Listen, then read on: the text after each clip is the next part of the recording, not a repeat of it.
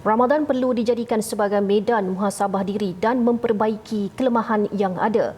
Bukan sekadar itu, Perdana Menteri Datuk Seri Anwar Ibrahim berkata, bulan yang dianggap madrasah rohaniah itu juga menuntut perubahan nilai serta peningkatan prestasi kerja dan bukan hanya amalan ritual semata-mata.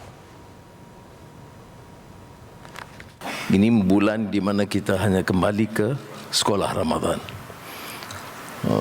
Mufti mungkin atau menteri, tapi semuanya balik ke sekolah.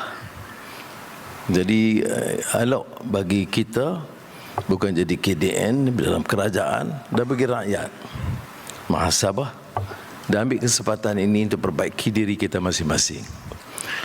Masanya bukan hanya sekadar mengajar orang kuliah untuk orang baiki, tapi masa kesempatan kita menoleh ke dalam muhasabah, perbaiki kelemahan kita. Dalam pada itu, Datuk Seri Anwar turut menegur budaya segelintir pihak yang terlalu mudah menilai orang lain namun gagal melihat kelemahan sendiri. Beliau berucap demikian pada majlis perjumpaan bersama warga Kementerian Dalam Negeri dan Ihad Ramadan di Putrajaya. Mengulas lanjut, Perdana Menteri berharap penjawat awam dapat memanfaatkan Ramadan untuk memperkukuh sasiah selaras dengan aspirasi reformasi serta pengukuhan tadbir urus negara.